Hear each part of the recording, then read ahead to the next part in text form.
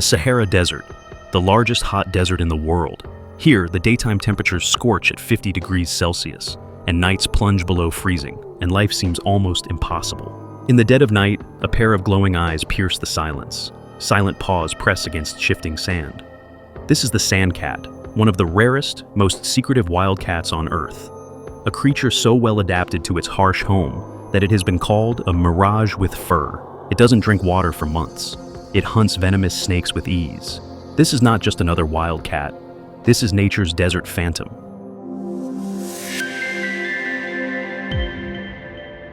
Felis margarita.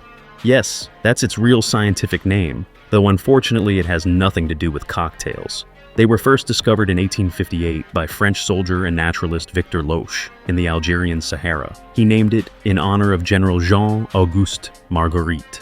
Yet, for decades, this elusive cat remained more rumor than reality, so rarely seen that scientists doubted it still existed in parts of its range. The sand cat is the only cat species perfectly adapted to live exclusively in deserts. From the Sahara of North Africa, across the Arabian Peninsula, and into the steppes of Central Asia, this small cat has carved out a kingdom in some of the harshest lands on Earth. Its evolutionary lineage ties it closely to other small wildcats. Their closest relatives are the African wildcat and the Asiatic wildcat, the very cats that eventually gave rise to the domestic cats we live with today. But unlike their cousins, sandcats never ventured into forests or savannas. Instead, they specialized in deserts, filling a niche no other cat dared occupy. With a round face, big golden eyes, and fluffy paws, at first glance, the sandcat looks deceptively ordinary, like a slightly oversized domestic kitten. It's about the same size, body length around 40 to 50 centimeters, a tail of about 25 centimeters, and weighing in at 1.5 to 3.5 kilos. Black stripes ring its tail, faint stripes mark its legs, and its face looks permanently round and kitten-like, which makes people underestimate just how fierce it really is. But unlike your house cat, the sand cat isn't lounging on couches. It's braving searing heat, freezing cold, and shifting dunes. Their sandy yellow coats blend seamlessly into the desert, making them almost impossible to spot. In fact, you could walk right past one crouched in the sand and never realize it was there. Even scientists often joke that the sand cat sees you, but you'll probably never see it. Their heads are broad and flat, with ears set low and wide apart. At first glance, it just looks adorable, but those ears are far more than cute. Unlike most wildcats, the sandcat's ears are unusually large, angled outward to catch the faintest vibrations in the silence of the desert. In fact, they detect sounds about 8 decibels better than a domestic cat at certain frequencies, especially below 2 kilohertz. To put it in simple terms, if a domestic cat could hear a faint sound at, say, 30 decibels, a sandcat could pick up the same sound at around 22 decibels. Studies show that they can detect the faint scratching of a rodent moving beneath several centimeters of sand, even from remarkable distances. To us, silence. To the sandcat, it's as clear as a bell. Once they lock on, they'll dig through sand until they pull out dinner. Their paws are soft, delicate, and one of the sandcat's most extraordinary adaptations.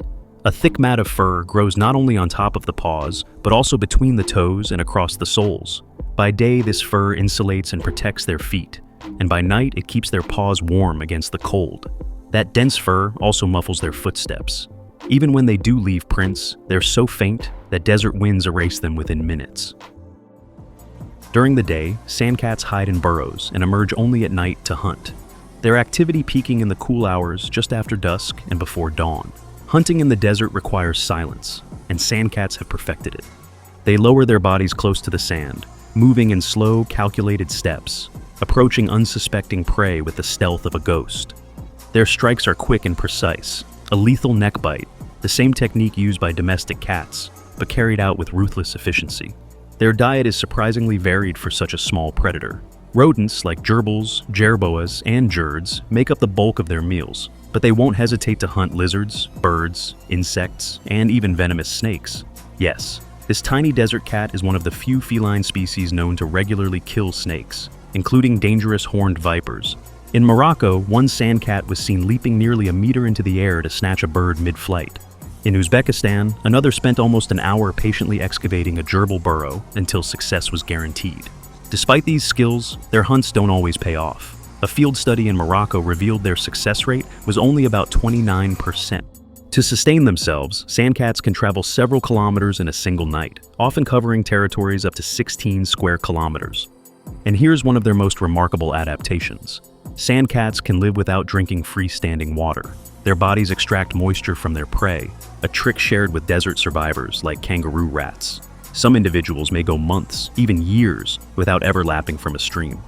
In fact, long-term studies in Saudi Arabia reported that not a single sandcat was observed drinking water. But even in this harsh land, life must go on. Sandcats are solitary, meeting only to mate.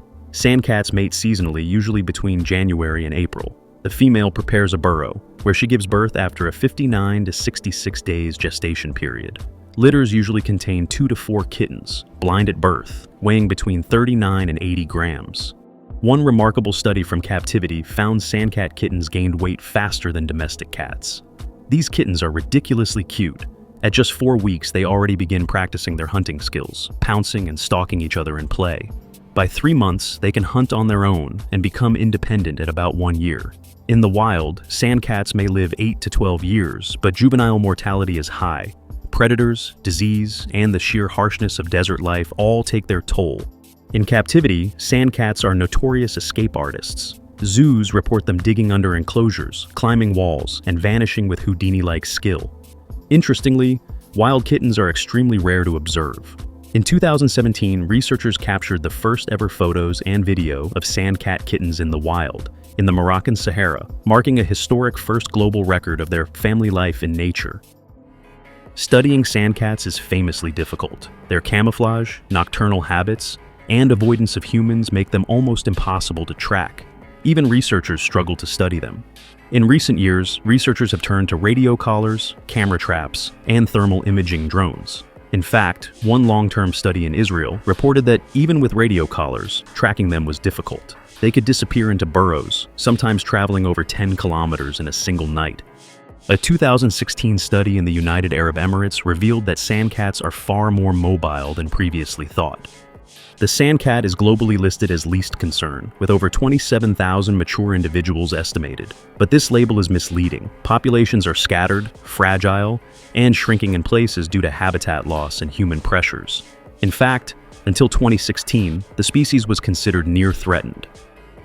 The sandcat remains, in many ways, a mystery, a ghostly presence moving across the dunes, unseen by most of humanity. It has survived where few creatures can, evolving into a near-perfect desert predator. The desert has its phantom, but the mountains, they have the ultimate grump. Meet the Pallas Cat, fluffy, furious, and fabulous. Click the video to see why the internet can't get enough of this weird little mountain cat. And hey, don't forget to like, share, and subscribe.